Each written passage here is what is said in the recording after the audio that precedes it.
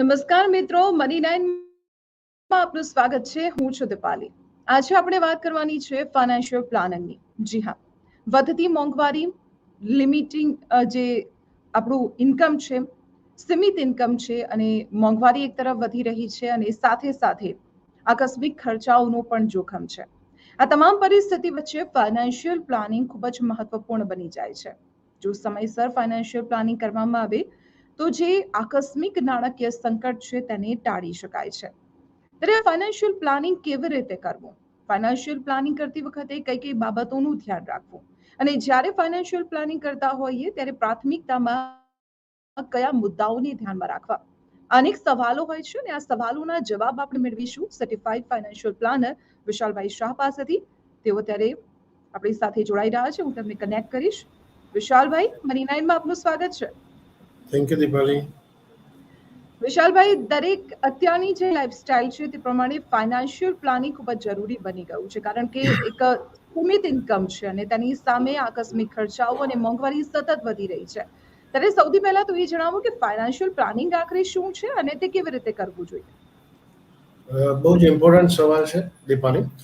Financial planning શું છે એ પહેલા આપણે એક વસ્તુ જાણીએ કે આજથી 50 વર્ષ પહેલા અને આજથી અત્યારનામાં ફરક શું છે. આજથી 50 વર્ષ પહેલા સંયુક્ત કુટુંબ હતું, મતલબ એક જ ઘરમાં 5 ભાઈઓ બહેનો એમના ફેમિલી રહેતા હતા, મતલબ બધો ખર્ચો વચાતો હતો, સુખ દુઃખ વેચાતું હતું.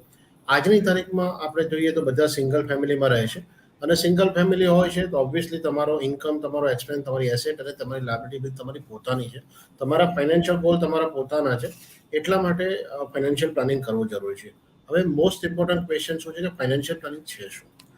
ફાઇનાન્શિયલ પ્લાનિંગ એટલે કે ફ્યુચરના તમારા ફાઇનાન્શિયલ ગોલ, જેમ કે તમારા બાળકોનું એજ્યુકેશન, તમારા બાળકોનું હાયર એજ્યુકેશન, એમનું મેરેજ અને એમ તમારું રિટાયરમેન્ટ, આ એક મોટા અને કોમન ફાઇનાન્શિયલ ગોલ છે દરેકના. તો આ ફાઇનાન્શિયલ ગોલ પૂરા કરવા માટે આજે આપણે શું કરવું, એના આખી પ્રોસેસને આપણે ફાઇનાન્શિયલ પ્લાનિંગ કહીએ છીએ. જનરલી ઇન્ડિયનમાં આ જો વાત કરીએ તો લાઈક યુએસ અને ઇન્ડિયા, ડેવલપ કન્ટ્રી અને ડેવલપિંગ કન્ટ્રીમાં ફરક એ છે કે આપણું યુએસમાં જોવો તો તમારું હેલ્થ કેર એ તમારું ગવર્મેન્ટની રિસ્પોન્સિબિલિટી છે. એટ ધ સેમ ટાઈમ તમારા બાળકોનું મેરેજ એ તમારી રિસ્પોન્સિબિલિટી નથી. બટ આપણા બાળકોનું એજ્યુકેશન, હાયર એજ્યુકેશન અને મેરેજ જનરલી આપણી રિસ્પોન્સિબિલિટી છે. At the same time retirement બી આપણી રિસ્પોન્સિબિલિટી છે. આ મોટા મોટા ફાઇનાન્શિયલ ગોલ છે જેની કિંમત મોટી થાય છે અને એમ કિંમતો સમજવી, કિંમતો ગણવી અને એના માટે અત્યારે શું કરવું, એ આખી જ પ્રોસેસને આપણે ફાઇનાન્શિયલ પ્લાનિંગ કહી શકીએ. અને આ એક નોર્મલ લેમેન લેંગ્વેજમાં આવી ડેફિનેશન આપણે આપી શકીએ છીએ.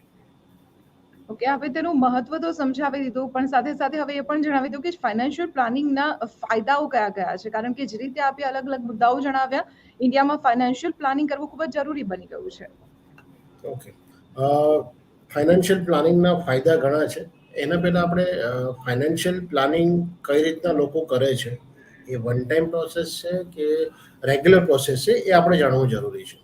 ફાઇનાન્શિયલ પ્લાનિંગ એ રેગ્યુલર પ્રોસેસ છે. મતલબ આજે કોઈ બી ફેમિલીનું જે ઇન્કમ અને એક્સપેન્સ હશે એ આવતા વર્ષે હોવા જરૂરી નથી. એ એનાથી વધી શકે અથવા ઘટી શકે છે. જનરલી એસેટ અને લાયબિલિટી દર વર્ષે ચેન્જ થઈ શકે છે. ઇન્કમ વધી શકે છે, ઘટી શકે છે. હા, એક્સપેન્સ વધતો જ રહેવાનો છે, ઘટવાનો નથી. તો આપણે દર વર્ષે, મતલબ પહેલા એક વર્ષે તમે ફાઇનાન્શિયલ પ્લાનિંગ કર્યું છે, એના પછી તમારે એનું રિવ્યૂ કરવું દર વર્ષે જરૂરી છે. કારણ કે દર વર્ષે એવું થઈ શકે કે તમારા ફાઇનાન્શિયલ ગોલની કિંમત ચેન્જ થઈ શકે છે. તમારા ફાઇનાન્શિયલ ગોલ વધી શકે છે અથવા ઘટી શકે છે. માની લો કે તમને દીપાલીબેનને કોઈ એવો ચાન્સ બન્યો કેબીસીમાં જવાનો અને અમિતાભ બચ્ચનની સામે બેઠા ભાઈ કે તમને 1 કરોડ રૂપિયા તમે જીતી ગયા, તો એ તમારી એસેટ થઈ ગઈ. તો તમારી ઇન્કમ, એક્સપેન્સ, એસેટ, લાયબિલિટી આ બધી જ વસ્તુ ફાઇનાન્શિયલ પ્લાનિંગને અસર કરે છે. એટલા માટે આપણે દર વર્ષે આ રિવ્યૂ કરવું જરૂરી છે. તમે એવું હમણાં પૂછ્યું કે ફાઇનાન્શિયલ પ્લાનિંગના ફાયદા છે, બહુ જ ઇમ્પોર્ટન્ટ છે. ફાઇનાન્શિયલ પ્લાનિંગ એ એટલા માટે જરૂરી છે કે ફ્યુચરના ફાઇનાન્શિયલ ગોલ પૂરા થઈ શકે. હવે ફ્યુચરના ફાઇનાન્શિયલ ગોલ જો પૂરા કરવા હોય તો આપણે બે વસ્તુ છે લાઈફમાં, કે આપણે ક્યાં છીએ અને આપણે ક્યાં જવું છે એ ખબર હોય તો આપણે જઈ શકીએ છીએ. તો આપણે આપણા જો ફાઇનાન્શિયલ પ્લાનિંગ એટલે ફાઇનાન્શિયલ ગોલને પૂરા કરવા હોય તો ફાઇનાન્શિયલ પ્લાનિંગ કરવું જરૂરી છે. ફાઇનાન્શિયલ પ્લાનિંગના ફાયદા એ છે કે તમે પોતાના ફ્યુચરના જે ફાઇનાન્શિયલ ગોલ છે એની જે કિંમત છે, જો તમે ફાઇનાન્શિયલ પ્લાનિંગ ના કરો તો એની કિંમત અને તમારી જોડે જે રૂપિયા હોય એના વચ્ચેનો ડિફરન્સ વધી શકે છે. બટ જો તમે પ્લાનિંગ કરો તો ફાઇનાન્શિયલ પ્લાનિંગની જે એકચ્યુઅલી ફાઇનાન્શિયલ ગોલની જે એકચ્યુઅલ કિંમત છે એની આસપાસ તમે એમાઉન્ટ લઈ શકો છો. તો ફાઇનાન્શિયલ પ્લાનિંગનો એક ફાયદો છે કે ફાઇનાન્શિયલ ગોલ પૂરા થઈ શકે છે. બીજું એક સોશિયલ બેનિફિટ છે. લાઈક ફાઇનાન્શિયલ ગોલ જો કોઈ પર્ટિક્યુલર એક ફેમિલીના પૂરા થાય છે તો એ ગવર્મેન્ટ પર અથવા સોસાયટી પર નિર્ભર નથી રહેતો. એ પોતાની જાતે પોતાનું સેવિંગ કરે છે, ઇન્વેસ્ટમેન્ટ કરે છે અને પોતાની ફ્યુચરના ફાઇનાન્શિયલ ગોલ પૂરા કરી શકે. એના લીધે સામાજિક રીતે જોવા જઈએ અને આર્થિક રીતે જોવા જઈએ તો એ આપણા દેશ માટે અને સમાજ માટે ઘણો જ ફાયદાકારક હોય છે. એટલે મારા ખ્યાલથી તો ફાઇનાન્શિયલ પ્લાનિંગ આપણે એઝ એ અર્નિંગ મેમ્બર કરવું જોઈએ. તો શું ફાઇનાન્શિયલ પ્લાનિંગ થી ભવિષ્યના તમામ ગોલ પૂરા કરી શકાય જો યોગ્ય રીતે કરવામાં આવે તો? બહુ સરસ વાત કરી દીપાલીબેન. ફાઇનાન્શિયલ ગોલ એવી વસ્તુ છે ને કે દરેકના ફાઇનાન્શિયલ ગોલ અલગ અલગ હોઈ શકે છે. ઘણા લોકોને નાની ઉંમર હોય 20-22 વર્ષની તો એમના ફાઇનાન્શિયલ ગોલ હોઈ શકે કે મારે 2 વર્ષે ગાડી લેવી છે, એના 2 વર્ષ પછી નવી ગાડી લેવી છે, એના 2 વર્ષ પછી નવી ગાડી લેવી છે. કોઈના ફાઇનાન્શિયલ ગોલ એવા હોઈ શકે કે યાર હું ભલે અત્યારે મિડલ ક્લાસ છું, 30-40-50,000 અર્નિંગ કરું છું, બટ 10 વર્ષ પછી મારી જોડે કરોડો રૂપિયા હોવા જોઈએ અને હું જલસા કરવો જોઈએ. But financial goal A real હોવા જોઈએ, રિયલિસ્ટિક હોવા જોઈએ. એવું નહીં કે દરેક ફાઇનાન્શિયલ ગોલ પૂરા થાય. કારણ કે ફાઇનાન્શિયલ ગોલની કિંમત હોય છે અને એ કિંમત એચીવ કરવા માટે તમારે કંઈક પ્લાનિંગ અને ઇન્વેસ્ટમેન્ટ કરવું પડે. એ પ્લાનિંગ અને ઇન્વેસ્ટમેન્ટ એ તમારી આજની ઇન્કમ અને એક્સપેન્સને બાદ કરતા સેવિંગમાંથી થાય એવા છે. જો નથી થાય એવા તો ફાઇનાન્શિયલ ગોલ દરેક પૂરા કરી શકાય એવા નથી હોતા. હા, આપણે એક લિસ્ટ બનાવી શકીએ કે મારે આટલા આટલા આટલા ફાઇનાન્શિયલ ગોલ છે, એમાં મારી પ્રાયોરિટી કઈ છે. જો તમારી પ્રાયોરિટી મુજબ તમે ફાઇનાન્શિયલ ગોલને ડિસાઇડ કરો અને તમારા ફાઇનાન્શિયલ પ્લાનર જોડે બેસો, તમારી ઇન્કમ, એક્સપેન્સ, એસેટ, લાયબિલિટી આ બધી વસ્તુઓ એમની જોડે ડિસ્કસ કરો તો ચોક્કસ રીતે એ તમને હેલ્પ કરી શકે છે કે કયા કયા ફાઇનાન્શિયલ ગોલ પૂરા થઈ શકે છે અને કયા કયા ફાઇનાન્શિયલ ગોલ પૂરા નથી જ થઈ શકતા. ઓકે, તો વિશાલભાઈ, જે ફાઇનાન્શિયલ પ્લાનિંગની વાત છે, આપણે તેની ગણતરી વિશે પણ જાણીશું, ગણતરીની પણ વાત કરીશું, કારણ કે તે ખૂબ જ જરૂરી છે કે તમારી ઇન્કમ કેટલી છે, તમારા ખર્ચા કેટલા છે અને તમારું સેવિંગ કેટલું છે અને તેમાંથી કઈ જગ્યાએ તમારે તમારા પ્લાન પ્રમાણે ઇન્વેસ્ટમેન્ટ કરવું, તેના ઉપર આપણી પાસેથી આગળ ડિટેલ લઈશ. પરંતુ સૌથી પહેલા મારે એ જાણવું છે કે એક ફાઇનાન્શિયલ પ્લાનિંગ કરવું દરેક વ્યક્તિ માટે શું શક્ય છે? ફાઇનાન્શિયલ પ્લાનર કેટલું મહત્વનું છે? હું એવું માનું છું કે જેટલા લોકો અર્નિંગ કરે છે એમના પોતાના ફ્યુચરના ફાઇનાન્શિયલ ગોલ હોય છે. આજે હું એઝ અ વિશાલ શાહ કે તમે એઝ અ દીપાલીબેન, તમે જ્યારથી અર્નિંગ કરવાના શરૂ કર્યા ત્યારથી તમારા ડ્રીમ હોય છે. હવે બે વસ્તુ છે, ડ્રીમ અને ગોલ. ડ્રીમ એક એવી વસ્તુ છે જેની ટાઈમલાઈન નથી, એટલે એ ડ્રીમ છે. અને ગોલ એવી વસ્તુ છે જેની એક ટાઈમલાઈન છે કે આટલામાં વર્ષે મારે આ ગોલ પૂરો કરવો છે. એ બી એક ડ્રીમ છે પણ એની ટાઈમલાઈન છે. એટલે આપણે ફાઇનાન્શિયલ ગોલ પૂરા કરી શકીએ છીએ, ફાઇનાન્શિયલ ડ્રીમ પૂરા કરી શકતા નથી. તો જેટલા બી લોકો અર્નિંગ કરતા હોય એમના પોતાના ફ્યુચરના ફાઇનાન્શિયલ ગોલ હોય છે અને એ ફ્યુચરના ફાઇનાન્શિયલ ગોલ જો રિયાલિસ્ટિક હોય અને તમારી ઇન્કમ એક્સપેન્સને મેચ કરતા હો તો ઓબ્વિયસલી પૂરા થઈ શકે છે. એના માટે તમે ફાઇનાન્શિયલ પ્લાનરનો સંપર્ક કરી શકો છો. ફાઇનાન્શિયલ પ્લાનર જોડે નોલેજ હોય છે કે જે 6 સ્ટેપ પ્રોસેસ છે ફાઇનાન્શિયલ પ્લાનિંગની, એ પૂરા 6 સ્ટેપ પ્રોસેસથી તમારું ફાઇનાન્શિયલ પ્લાનિંગ કઈ રીતના થઈ શકે, તમારા ફાઇનાન્શિયલ ગોલ કઈ રીતના પૂરા કરી શકાય, કઈ રીતના સારી રીતના પૂરા કરી શકાય, એની એડવાઇસ એ તમને આપી શકે છે. ઓકે, તો ફાઇનાન્શિયલ પ્લાનર કેટલા જરૂરી છે અને તેમની મદદ લેવી કેટલી જરૂરી છે તેના પર મની9 દ્વારા પણ એક રિપોર્ટ તૈયાર કરાયેલો છે, તે પહેલા એક વખત જોઈ લઈએ. માં કામ કરતા વિવેક જોશીની છાતીમાં અચાનક દુખાવો શરૂ થયો. ડોક્ટર પાસે જવાને બદલે તેમણે ગૂગલ દ્વારા દવા શોધી અને મેડિકલ સ્ટોરમાંથી દવા ખરીદીને ખાવા લાગ્યા. દવાઓની સાઇડ ઇફેક્ટથી તેમની તબિયત બગડવા લાગી અને 1 અઠવાડિયા સુધી હોસ્પિટલમાં ભરતી થવું પડ્યું. આ સમયગાળા દરમિયાન સારવારમાં લાખ રૂપિયાથી વધુનો ખર્ચ થયો. આ જ પ્રકારનું જોખમ રોકાણ સાથે પણ જોડાયેલું છે. જો તમને નાણાકીય બજારની જાણકારી નથી તો કોઈ સારા ફાઇનાન્શિયલ પ્લાનરની સેવા લો, નહીતર તમારી મહેનતની કમાણી ડૂબી શકે છે. સામાન્ય રીતે લોકો ફક્ત સાંભળેલી વાતોના આધારે રોકાણ કરી દે છે. કોઈ વ્યક્તિની આર્થિક હાલતમાં સુધારો મોટા ભાગે તેના નિર્ણય પર આધાર રાખે છે. જો તમે સારી રીતે ફાઇનાન્શિયલ પ્લાનિંગ કરો છો તો આ પહેલ તમને મુશ્કેલ સંજોગોમાં નાણાકીય સંકટમાં ફસાવાથી બચાવી શકે છે. એક રિપોર્ટ અનુસાર દેશમાં માત્ર 14% લોકો જ નાણાકીય સલાહકારની સેવા લે છે. ફાઇનાન્શિયલ પ્લાનર રોકાણ સાથે જોડાયેલી બારીકીઓને સારી રીતે સમજે છે. બજારમાં ક્યારે શું થયું અને આગળ શું થઈ શકે છે તે અંગે તેમને સારો અનુભવ હોય છે. આ ઉપરાંત તેઓ આ પ્રકારની સલાહ આપવા માટે અધિકૃત હોય છે. આ પ્લાનર સેબીની દેખરેખ હેઠળ કામ કરે છે. જો કોઈ પ્લાનર ખોટી સલાહ આપે તો તેના પર દંડ લગાવવાની પણ જોગવાઈ છે. આમ છતાં ફાઇનાન્શિયલ પ્લાનર પસંદ કરતા પહેલા કેટલીક પાયાની વાતો પર જરૂર ધ્યાન આપો. પરંતુ મોટો સવાલ એ છે કે સારા ફાઇનાન્શિયલ પ્લાનરની ઓળખ શું છે અને તેની પસંદગી કેવી રીતે કરવી. તમને તમારી આજુબાજુ સારા નાણાકીય સલાહકાર હોવાનો દાવો કરનારા ઘણા લોકો મળી જશે. એટલું જ નહીં, તે તમને ઊંચું રિટર્ન અપાવવાનો પણ દાવો કરશે. ત્યાં સુધી કે કેટલું રિટર્ન મળશે એવું બતાવનારા પણ મળી જશે. પરંતુ હકીકત એ છે કે દેશમાં સારા ફાઇનાન્શિયલ પ્લાનરની સંખ્યા ઘણી જ ઓછી છે. પ્લાનર ક્યારેય તમને નિશ્ચિત રિટર્ન આપવાનો દાવો નહીં કરે. ફાઇનાન્શિયલ પ્લાનર સ્ટાન્ડર્ડ બોડી એટલે કે FPSB ના માર્ચ 2021 ના આંકડા અનુસાર દેશમાં સેબી રજિસ્ટર્ડ રોકાણ સલાહકાર એટલે કે RIA 1400 અને 2000 સર્ટિફાઈડ ફાઇનાન્શિયલ પ્લાનર એટલે કે CFP છે. લગભગ સમાન સંખ્યાવાળા ચીનમાં આંકડો અંદાજે 11 ગણો છે.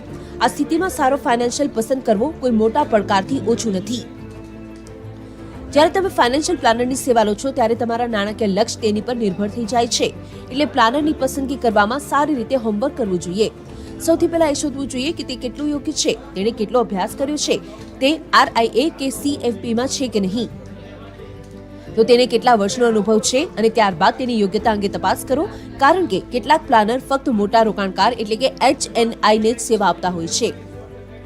જે રીતે આપણે ફક્ત ડિગ્રી જોઈને કોઈ ડોક્ટરની સેવા નથી લેતા, પરંતુ તે અંગે લોકોને પૂછીએ છીએ, આ જ રીતે ફાઇનાન્શિયલ પ્લાનરની પણ પરખ કરો. જો તમે કોઈ રેફરન્સથી પ્લાનરની સેવા લઈ રહ્યા છો તો તે સારો વિકલ્પ સાબિત થઈ શકે છે. અંતમાં તેની ફી અંગે તપાસ કરો. જો કોઈ ફાઇનાન્શિયલ પ્લાનર આ તમામ પરીક્ષામાં ખરો ઉતરે છે તો તેની સેવા લઈ શકો છો. આવા ઇન્ટરેસ્ટિંગ વિડીયો જોવા માટે આપ મની9 ગુજરાતીની YouTube ચેનલને સબસ્ક્રાઇબ કરી શકો છો. એટલું જ નહીં, મની9 ગુજરાતીના ફેસબુક પેજને પણ આપ લાઇક કરીને લેટેસ્ટ માહિતી મેળવી શકો છો. અને તો વિશાલભાઈ, આપ પણ એક જાણીતા સર્ટિફાઈડ ફાઇનાન્શિયલ પ્લાનર છો, તો સૌથી પહેલા એ જણાવો કે જ્યારે કોઈ વ્યક્તિએ પોતાનું ફાઇનાન્શિયલ પ્લાનિંગ શરૂ કરવું છે તો સૌથી મહત્વનો મુદ્દો કયો હોય છે કે સૌથી પહેલા તેને ફોકસ કરવું? હમણાં જેમ તમે વિડીયો બતાવો, એક વાત એમાં એડ કરું છું કે ફાઇનાન્શિયલ પ્લાનરનું કામ તમને સારું રિટર્ન કે હાઈએસ્ટ રિટર્ન આપવાનું નથી. ફાઇનાન્શિયલ પ્લાનરનું કામ તમારા ફ્યુચરના ફાઇનાન્શિયલ ગોલને અન્ડરસ્ટેન્ડ કરવાનો, એની કિંમત શોધવાનો અને એના માટે અત્યારે શું કરી શકાય એની એડવાઇસ આપવાનો છે. ફાઇનાન્શિયલ પ્લાનર એ તમારા ફાઇનાન્શિયલ ગોલ કેવી રીતના પૂરા થાય એમાં ઇન્ટરેસ્ટેડ હોવો જોઈએ, ના કે તમને સારું વધારે ઊંચું રિટર્ન આપવા માટે. ઠીક છે. હવે જે તમે પ્રશ્ન કીધો કે ભાઈ આપણે ફાઇનાન્શિયલ પ્લાનિંગ કઈ રીતના શરૂ કરી શકાય, 6 સ્ટેપ પ્રોસેસ છે. તમને જેમ હમણાં વિડીયોમાં બતાવ્યું કે તમે તમારા નજીકના સારા ફાઇનાન્શિયલ પ્લાનરની પહેલાં તો ઓળખ કરો કે પણ કોણ સારો ફાઇનાન્શિયલ પ્લાનર છે કે જેની જોડે એજ્યુકેશન, જેમ તમે કીધું FPSB CFPની સર્ટિફિકેશન FPSB ઇન્ડિયામાં આપે છે. ઇન્ડિયામાં લગભગ જેમ તમે કીધું 2 થી 3000 CFP છે ઓલરેડી. અને દુનિયામાં ઘણા બધા ડેવલપ કન્ટ્રીમાં જાઓ તો કંઈ બી ઇન્વેસ્ટમેન્ટ કરવું હોય તો CFPની એડવાઇસ લેવામાં આવે છે. સૌથી વધારે CFP અત્યારે વર્લ્ડમાં કેનેડામાં અવેલેબલ છે. તો મારા ખ્યાલથી તમારી જોડે જો ફાઇનાન્શિયલ પ્લાનરની એક વખત ઓળખ થઈ જાય અને ફાઇનાન્શિયલ પ્લાનર જ્યારે તમે રિક્રુટ કરી દો છો, એના પછીની પ્રોસેસ ફાઇનાન્શિયલ પ્લાનરના ભાગે આવે છે કે તમારું ડેટા ગેધરિંગ કરે, ડેટા એનાલિસિસ કરે, તમારા માટે ફાઇનાન્શિયલ પ્લાન રેડી કરે, ફિનાન્શિયલ પ્લાન તમને પ્રેઝન્ટ કરી, એડવાઇસ આપ્યું, એનું એક્ઝિક્યુશન કરે અને દર વર્ષે રિવ્યૂ કરે. આ એક નોર્મલ 6 સ્ટેપ પ્રોસેસ છે ફાઇનાન્શિયલ પ્લાનિંગ. ઓકે વિશાલભાઈ, એક દર્શક મિત્રનો આપણે જ્યારે અગાઉ અમે મેસેજ મૂક્યો હતો ત્યારે એક દર્શક મિત્રએ ફાઇનાન્શિયલ પ્લાનિંગને લઈને એક સવાલ પણ કરેલો હતો આગળના એક શોમાં કે તેમની ઇન્કમ છે 1 લાખ રૂપિયા અને તેમને તેમનું ફાઇનાન્શિયલ પ્લાનિંગ શરૂ કરવું છે. તેમની ઉંમર 30 વર્ષની આસપાસ છે, તો તે કેવી રીતે ગણતરી કરી શકાય? કોઈ પણ વ્યક્તિ ફાઇનાન્શિયલ પ્લાનિંગ કરવા માટે કેવી રીતે સોર્સ ઓફ જે ઇન્કમ છે તેને ડિવાઈડ કરવું જોઈએ? તેની કોઈ ખાસ એક ડાયાગ્રામ ખરો? જે રીતના વાત કરીએ કે આપણે કોઈ 30 વર્ષનું ફેમિલી છે અને હસબન્ડ વાઈફ અને 2 બાળકો છે કે જ્યાં એમનું બીજી કોઈ લાયબિલિટી નથી, તો એમને ઇન્કમ માઇનસ એક્સપેન્સ કરશો એટલે સેવિંગ આવશે. જે તમારામાં અત્યારે દેખાય છે કે 1 લાખની ઇન્કમ છે અને 50,000નું એક્સપેન્સ છે, તો તમારી સેવિંગ થાય છે 50,000, એટલે વાર્ષિક 6 લાખ રૂપિયાની આસપાસ તમારી સેવિંગ થાય છે. તો તમારી ઇન્કમને પ્રોટેક્ટ કરવા માટે 30 વર્ષનો માણસ છે, લગભગ 58 વર્ષ સુધી જોબ કરશે તો આવતા 28 વર્ષ સુધી કે 30 વર્ષ સુધી એ એમના ફેમિલીને દર મહિને લાખ રૂપિયા કમાઈને આપવાનો છે. મતલબ એમના ફેમિલી માટે ATM કહી શકાય. આપણે ફાઇનાન્શિયલ ટર્મમાં વાત કરીએ તો ATM કહી શકાય કે એમના હોવાથી કે ના હોવાથી એમની ફેમિલીને ઘણો બધો ફરક પડે છે, ફાઇનાન્શિયલ લોસ છે. એટલા માટે તમે 1 કરોડથી લઈને 2 કરોડ સુધીનો ઇન્સ્યોરન્સ ટર્મ પ્લાનના હિસાબે લઈ શકો છો. બાકીના ઓબ્વિયસલી તમારી જે મંથલી ઇન્કમ છે એના 10 ગણા. આ એક સાયન્ટિફિક વે નથી કે 10 ગણા જ લેવા કે 5 ગણા લેવા કે 15 ગણા લેવા. બટ જ્યારે બી તમે ઓકે. હેલ્થ પ્લાનની ચર્ચા કરતા હો, હેલ્થ પ્લાન કેટલો લેવો જોઈએ, તો એના માટે તમારી હેલ્થની કન્ડિશન શું છે, તમારા પેરેન્ટ્સની હેલ્થની કન્ડિશન શું છે. ઘણા બધા ડિસીઝ એવા છે જે કે એક ફેમિલીમાં તમે જોવા જશો તો માની લો કે દાદાને કેન્સર હોય તો દાદાને બ્લડ પ્રેશર હોય તો એ એના સનમાં આવતા હોય છે. તો આ બધી વસ્તુનું ધ્યાન તમારે રાખવું જોઈએ. એના સિવાય બી તમારે તમારી ફિનાન્શિયલ કન્ડિશન અને તમારી સેવિંગની કન્ડિશન અને તમારો હેલ્થ, આ 3 વસ્તુને ધ્યાનમાં રાખીને તમારે હેલ્થ પ્લાનનો સમયસર નક્કી કરવો જોઈએ. એના પછી જે પૈસા વધે છે, લાઈક 50,000 રૂપિયા છે, એમાંથી આ બધું કાઢતા આપણે જો જે પૈસા વધે છે એની 40% તમે મ્યુચ્યુઅલ ફંડમાં દર મહિને એસઆઈપી કરી શકો છો, જે તમારા ફ્યુચરના લોંગ ટર્મ માટે કામ લાગી શકે છે. 20% એવા છે જે ઇમરજન્સી ફંડ માટે કામ લાગી જાય છે. ઇમરજન્સી ફંડ એટલે કેવું કહેવાય કે ભાઈ તમારી આજે જોબ છે, તમારી 1 લાખ રૂપિયાની ઇન્કમ છે, પણ એની સામે 50,000નો એક્સપેન્સ છે. તો તમારી જોડે એટલા પૈસા બાજુમાં હોવા જોઈએ કે જેથી કરીને આવતા 3 મહિનાથી 6 મહિનાનો જે તમારો ખર્ચો છે એ તમે તમારા સેવિંગમાંથી કરી શકો, ઇન કેસ તમારી જોબ નથી રહેતી તો. અને ત્રીજું છે 20% તમે તમારા શોર્ટ ટર્મ ગોલ, મતલબ 3 વર્ષ 4 વર્ષના કોઈ ગોલ આવતા હોય તો એના માટે તમે એને એનરોલ કરી શકો અને એમાં તમે ઇન્વેસ્ટમેન્ટ કરી શકો છો. ઓકે, આ તો વાત થઈ એવા વ્યક્તિની કે જેની પાસે કોઈ લોન લાયબિલિટી નથી, પરંતુ એક એવા વ્યક્તિની પણ વાત કરી લઈએ કે જેની પાસે લોન લાયબિલિટી પણ છે, તો તે પોતાનું ફાઇનાન્શિયલ પ્લાનિંગ કેવી રીતે કરી શકે? ઓકે, આપણે પહેલા બી એકાદ એપિસોડમાં જોયું છે કે તમારો ઇન્સ્યોરન્સ કેટલો હોવો જોઈએ, તો તમારી ઇન્કમને રિપ્લેસ દર મહિને કરે પ્લસ તમારી લાયબિલિટીને બી કવર કરે એટલો તમારો ઇન્સ્યોરન્સ હોવો જોઈએ. જેમ કે આપણે જૂનો એક્ઝામ્પલ ને આ એક્ઝામ્પલમાં ખાલી ફરક શું છે, તો કે આમાં લોન લાયબિલિટી છે. લોન લાયબિલિટી કેટલી છે? 30,000ની છે, રાઈટ? હવે એ આમાં ક્લિયર કટ લખ્યું નથી કે 10 વર્ષની છે કે 20 વર્ષની છે, બટ જેવું તમે લાયબિલિટી લો છો એવો જ તમારો ટર્મ પ્લાન જે પેલા 1 કરોડથી 2 કરોડનો હતો એની જગ્યાથી 1.5 કરોડથી 3 કરોડની આસપાસનો થઈ ગયો, કારણ કે તમારી લાયબિલિટી બી તમારા ટર્મ પ્લાનને કવર કરવાની છે. તમારી લાયબિલિટીથી એવું ના થઈ શકે કે ભાઈ કોઈ બી વ્યક્તિ લાયબિલિટી લે છે અને એનો ડેથ થાય છે તો એ લાયબિલિટી એના ફેમિલીમાં આવી જાય તો અગેન એ ખોટી વસ્તુ થાય. એટલે બેટર છે કે તમે એ લાયબિલિટીને બી પ્રોટેક્ટ કરો. એટલા માટે તમારો ટર્મ પ્લાનની અમાઉન્ટ વધી છે. સેમ વસ્તુ છે હેલ્થ પ્લાન, તમારી ઇન્કમને અનુરૂપ હોવો જોઈએ, તમારા હેલ્થને અનુરૂપ હોવો જોઈએ, એટલે એમાં ચેન્જ નથી. ઇન્વેસ્ટમેન્ટમાં જોવા જશો તો એમાં બી ચેન્જ નથી. સેમ વસ્તુ 40% સેવિંગના મ્યુચ્યુઅલ ફંડમાં, ઇમરજન્સી ફંડ 20% સેવિંગ એફડીમાં અને 20% તમારા શોર્ટ ટર્મ ગોલ માટે એફડીમાં. ઓકે, વિશાલભાઈ, આપણે ઇમરજન્સી ફંડની વાત કરી, કારણ કે ઇન્વેસ્ટમેન્ટ તો થતું જ હોય છે અને ખર્ચા પણ રહે છે, પરંતુ ઇમરજન્સી ખર્ચાઓ માટે એક ઇમરજન્સી ફંડની પણ જરૂરી છે, તો તેના માટે કયા કયા વિકલ્પો છે, તે કેવી રીતે કરવું? જેમ કે આપણે એક વાત કરીએ, સેલરી એકાઉન્ટ હોય છે કોઈની જોડે, તો એક અમુક બેંકો એને એક ઓફર કરી રહ્યા છે કે ભાઈ તમે એક લિમિટ કરો કે એક્ઝામ્પલ 50,000, તો 50,000ની ઉપર જેટલી બી અમાઉન્ટ તમારા બેંકમાં પડી હશે એ ઓટો એફડીમાં જતી રહેશે. તો મારું સજેશન એવું થાય કે તમે જે મેં તમને કીધું કે છેલ્લા આવતા 6 મહિનાના ખર્ચા જેટલા પૈસા તમારે તમારા સેવિંગ એકાઉન્ટ અથવા તો શોર્ટ ટર્મ એફડીમાં હોવા જોઈએ, જે તમારો ઇમરજન્સી ફંડ છે. જેવું એ પતી જાય, મતલબ માની લો કે તમે 50,000ની તમારો એક્સપેન્સ છે એટલે 3 લાખ રૂપિયાની તમારી જરૂર છે ઇમરજન્સી ફંડ માટે, તમે બાજુમાં 3 લાખ રૂપિયા મૂક્યા, એના પછી જો પૈસા વધે છે પાછા, તો પછી પાછું આપણું 40-20-20ની આસપાસ આપણે વર્કઆઉટ ફરીથી કરી શકીએ છીએ. બટ ઇમરજન્સી ફંડ બહુ જ જરૂરી છે, કારણ કે જો તમે લોંગ ટર્મ માટે મ્યુચ્યુઅલ ફંડમાં ઇન્વેસ્ટમેન્ટ કર્યું હોય અને શોર્ટ ટર્મમાં તમે કાઢો તો તમારું કદાચ એવું બને કે લોસ થઈ શકે છે અને તમે જે એક્સપેક્ટ કરતા હતા ફ્યુચરમાં એટલા રૂપિયા આવે એટલા ના બી આવી શકે છે. એટ ધ સેમ ટાઈમ તમે શોર્ટ ટર્મ ગોલ માટેના પૈસા લોંગ ટર્મ માટે મૂકો છો, મતલબ લોંગ ટર્મ વાળી પ્રોડક્ટમાં મૂકો છો તો બી તમને લોસ થઈ શકે છે અથવા ઓછો પ્રોફિટ થઈ શકે છે. તો આપણે આપણા ગોલ મુજબ 3 ભાગમાં મેં પૈસા ડિવાઈડ કરે છે. એક છે ઇન્વેસ્ટમેન્ટ લોંગ ટર્મ માટે, એક છે ઇમરજન્સી ફંડ માટે અને એક છે શોર્ટ ટર્મના ફિનાન્શિયલ ગોલ માટે. આ રીતે જો તમે કરો તો તમારા ફિનાન્શિયલ ગોલ પૂરા થઈ શકે છે.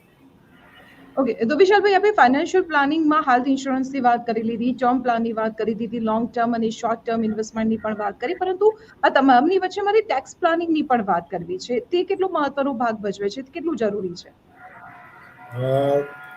ઓબ્વિયસલી વસ્તુ છે, જ્યારે તમે અર્ન કરો છો તો ટેક્સેશન તમને એનું નોલેજ હોવું જોઈએ. મોટાભાગના લોકો જુલાઈ મહિનામાં 31 લાસ્ટ ડેટ છે રિટર્ન ભરવાની, તો એ વખતે દોડાદોડ કરતા હોય છે કે ગયા વર્ષે શું કર્યું હતું અને આ શું રહી ગયું.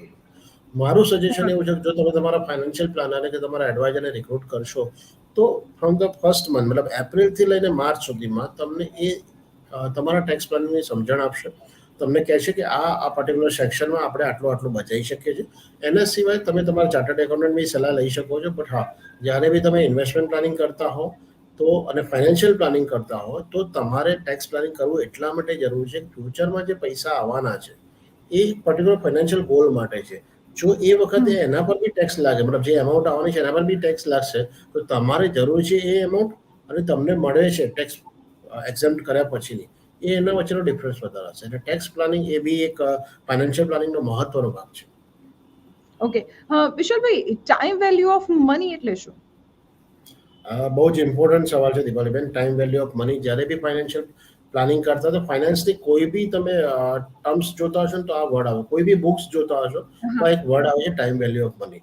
ટાઈમ વેલ્યુ ઓફ મની જો આપણે લેમન લેંગ્વેજની વાત કરીએ છીએ તો જે વસ્તુ આજે 100 રૂપિયામાં મળે છે એ જ વસ્તુ હું માની લો કે 100 રૂપિયા મારા પર્સમાં મૂકું છું ને આવતા વર્ષે આ જ ટાઈમે 100 રૂપિયાની વસ્તુ લેવા એ જ 100 રૂપિયા લઈને જઉં છું તો નહીં મળે, કારણ કે આપણે ત્યાં ઇન્ફ્લેશન છે. તો એની એ જ વસ્તુ માટે મારે 107, 108 અથવા તો 110 રૂપિયાનો ખર્ચો કરવો પડશે, રાઈટ? તો આ એવું કહેવાય છે કે દરેક ટાઈમે એક પર્ટિક્યુલર રૂપીસની વેલ્યુ અલગ અલગ હોય છે. That is called time value of money. હવે જ્યારે આપણે ઓકે. ફાઇનાન્શિયલ ગોલની વાત કરીએ છીએ કે ફાઇનાન્શિયલ પ્લાનિંગની વાત કરીએ તો આપણા ફાઇનાન્શિયલ ગોલ એ ફ્યુચરના છે. તો આજની કિંમત અને એમાં ઇન્ફ્લેશન એડ કરીને ફ્યુચરની કિંમત શોધવી હોય તો તમારે ટાઈમ વેલ્યુ ઓફ મની તમને આવડવું જોઈએ. એના માટે તો એનો પહેલી મતલબ વસ્તુ એવું છે કહી કે શકાય કે ફાઇનાન્શિયલ પ્લાનિંગનો આધાર અત્યારનું જે ઇન્ફ્લેશન જે રીતે વધી રહ્યું છે તેની જોતા કરવું જોઈએ. હા, 100%. તમારું કોઈ બી ફ્યુચરનો કિંમત શોધવી હોય તો તમારે આજનો ઇન્ફ્લેશન ખ્યાલ હોવો જ પડે. એના બેઝ ઉપર જ આપણે ફ્યુચરનો કોઈ બી ફાઇનાન્શિયલ ગોલની કિંમત શોધી શકીએ છીએ. ઓકે. આપણે ફાઇનાન્શિયલ પ્લાનિંગની વાત કરી રહ્યા છે ત્યારે ભારતમાં તેની જાગૃતતા કેટલી છે? લોકો શું ફાઇનાન્શિયલ પ્લાનિંગ કરતા જોવા મળે છે? આપ પણ એક સર્ટિફાઈડ ફાઇનાન્શિયલ પ્લાનર છો, આપની પાસે તેને લઈને લોકો આવતા હશે. જેમ તમે હમણાં તમારા વિડીયોમાં બતાવ્યો કે 12% લોકો એવા છે જે લોકો એકચ્યુઅલમાં સલાહ લે છે. હવે એ સલાહ ફાઇનાન્શિયલ પ્લાનિંગની લે છે કે ઇન્વેસ્ટમેન્ટ પ્લાનિંગની લે છે? ઇન્વેસ્ટમેન્ટ પ્લાનિંગ મતલબ કેવું મારું રિટર્ન હું વધારી શકું એની લે છે કે ફાઇનાન્શિયલ પ્લાનિંગની લેવી છે, એ તમારે જોવું અને જાણવું બહુ જ જરૂરી છે. કારણ કે લોકો શોર્ટ ટર્મ માટે મતલબ પેશન્સી જે કહેવાય કે ભાઈ આવતા 30-40 વર્ષનું પ્લાન કરવું જોઈએ એવી પેશન્સી અત્યારે ઓછી જોવા મળે છે. બટ હા, ધીરે ધીરે અવેરનેસ પ્રોગ્રામ સેબીથી, IRDA થી અને ન્યૂઝ ચેનલથી થઈ રહી છે, જેથી કરીને ફ્યુચરમાં એવું થઈ શકે કે ફાઇનાન્શિયલ પ્લાનિંગની અવેરનેસ આવે અને લોકો એની ઇમ્પોર્ટન્સ જાણે અને ફાઇનાન્શિયલ પ્લાનિંગ કરી શકે. ઓકે વિશાલભાઈ, તો અંતમાં આપણા દર્શક મિત્રોને લઈને એક સવાલ હું આપને પૂછવા માંગીશ કે વિશાલભાઈ, આપણે એક અંતિમ સવાલ પૂછું તે પહેલા આપનું એક ફાઇનાન્શિયલ પ્લાનિંગને લઈને કોઈ કાઉન્ટિંગ આપ ગણતરી કરેલી હોય તો આપ દર્શક મિત્રો સાથે શેર કરી શકો છો. ફાઇનાન્શિયલ પ્લાનિંગની ગણતરી તો ના કહી શકું, બટ એક આપણે જે હમણાં એક્ઝામ્પલ લીધું ને કે ભાઈ કોઈ હા. 30 યરનો વ્યક્તિ છે, 1 લાખ અર્ન કરે છે અને એ ઓકે. કમાય છે, તો એનો વીમો કઈ રીતના કન્સિડર કરીએ છીએ? આ એક 6 લાઇનની તમે એક્સેલ જોશો, આમાં તમે પોતે ફાઇનાન્શિયલ પ્લાનિંગ કરી શકો છો. પીવી મીન્સ પ્રેઝન્ટ વેલ્યુ છે, FV means future value, rate means rate of return, N પર મતલબ ડ્યુરેશન છે, પીએમટી મતલબ પેમેન્ટ અને ટાઈપ મતલબ શરૂઆતમાં લો છો કે અંતમાં લો છો. Example okay. આપણે વાત કરીએ કે 1 લાખની કોઈની ઇન્કમ છે તો એનો પોતાનો ખર્ચો માની લો કે 20,000 છે, પર્સનલ ખર્ચો. તો એ વ્યક્તિ અવેલેબલ નથી તો એની ફેમિલીને એટલીસ્ટ 80,000 રૂપીસ પર મંથ મળવા જોઈએ. એન પર એટલે કેટલા વર્ષ? આવતા 30 વર્ષ. મતલબ મેં કર્યું 12 મહિના ગુણ્યા 30. માની લો કે રિટર્ન કેટલું છે તમારું? 6% રિટર્ન છે. તો તમારી એકચ્યુઅલી સમ એશ્યોર્ડ 1,41,00,000 રૂપિયાની આસપાસ હોવો જોઈએ. ઓકે. હવે ઘણી તો વાર એવું થાય છે વિશાલભાઈ. કે આપણે હા, ડિવાઈડ હા. કરીએ છીએ. આ એક છે જી, જી. 1,34,00,000ની આસપાસ. મેં તમને એ વખતે તમને બતાવ્યું કે 1 કરોડથી 2 કરોડની આસપાસનો ઇન્સ્યોરન્સ જેની હા, હા. લાયબિલિટી નથી એનો હોવો જોઈએ. હવે માની લો કે ઓકે. કોઈની લાયબિલિટી 5 લાખની કે 10 લાખની કે 15 લાખની છે, તો તમારો હમ. ઇન્સ્યોરન્સ આ 1,34,00,000 પ્લસ તમારી લાયબિલિટી માની લો 5 લાખ છે. આ બંનેનો સરવાળો કરો એટલો હોવો જોઈએ, લગભગ 1,39,00,000ની આસપાસ આવે.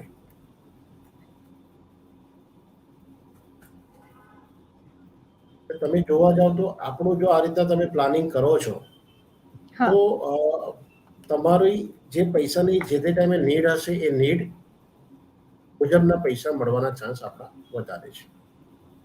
ઓકે. આપણે ક્યારેક નેક્સ્ટ ટાઈમ જ્યારે બી મળીશું તો એક વખત તમારા વ્યુઅર્સ માટે રિટાયરમેન્ટ પ્લાનિંગ બી એક્સેલમાં શીખીશું કે કઈ રીતના એક નોર્મલ હ્યુમન બિંગ ફક્ત 5 કે 10 મિનિટમાં પોતાનું રિટાયરમેન્ટ પ્લાનિંગ કન્સિડર કરી શકે છે.